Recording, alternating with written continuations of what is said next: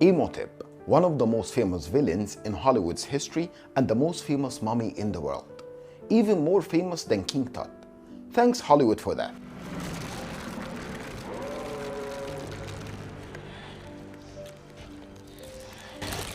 But who was Imhotep and how did he become an evil mummy?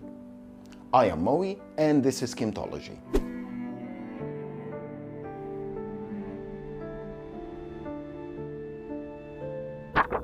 Well, for starters, you need to forget everything about the mummy movies.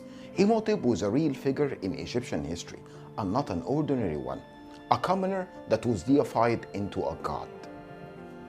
Imhotep was an official who served during the late 27th century BC, during the reign of King Djoser, the first king of the third dynasty. Imhotep also was the architect of Egypt's first pyramid, the step pyramid at Saqqara.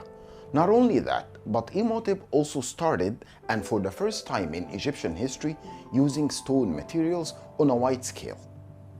Imhotep was elevated into a unique status at the time of King Djoser. Statues of the king tell us about Imhotep, who had a great honor of having his name inscribed on a royal statue. Next to the king's name, we find Imhotep. A name means the one who came in peace. His titles also were Counselor, Seal Bearer of the King of Lower Egypt, Member of the Elite, Ruler of the Great Mansion, High Priest of Heliopolis, Director of Sculptures, and the one who is under the king's head, which can be translated as King's Deputy. All of these titles led archaeologists to conclude that he was a respected member of the court and may be connected to King Djoser's family, although there is no conclusive evidence to support such claim. Anyway, Imhotep titles meant that he was the highest court member of King Djoser's palace. Also the one responsible for King Djoser's major projects, including the pyramid complex.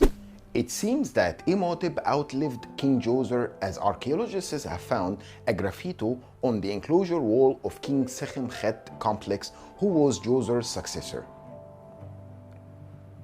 and who is also the owner of the unfinished pyramid located very near to the step pyramid.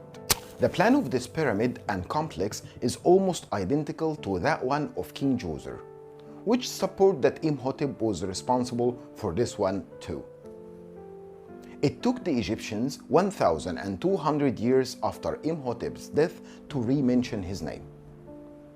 It happened during the time of King Amenhotep III from the 18th dynasty, and gradually a cult around Imhotep began to grow.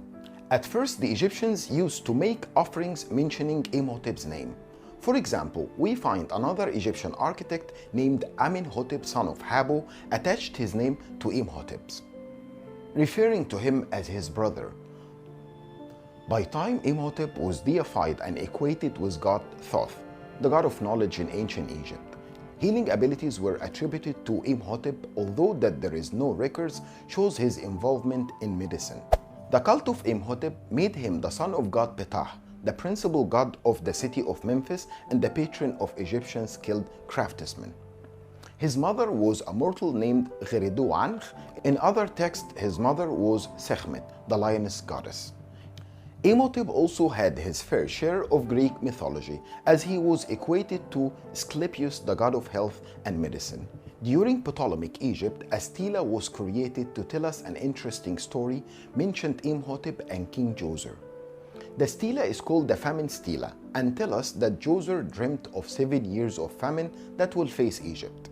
He had to take the advice of the high priest of Imhotep, who helped ending the famine by advising the king to make offerings to god Khnum, the god of the Nile flood.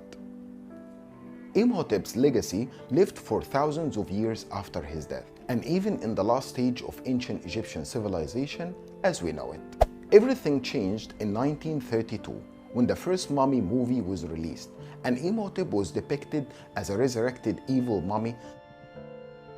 A remake of this movie was released in 1999, starring Brendan Fraser, Rachel Weisz, Arnold Velosoo as Imhotep, which was followed by a sequel, The Mummy Returns, in 2001, which ultimately led to what we know today, Imhotep, the evil mummy.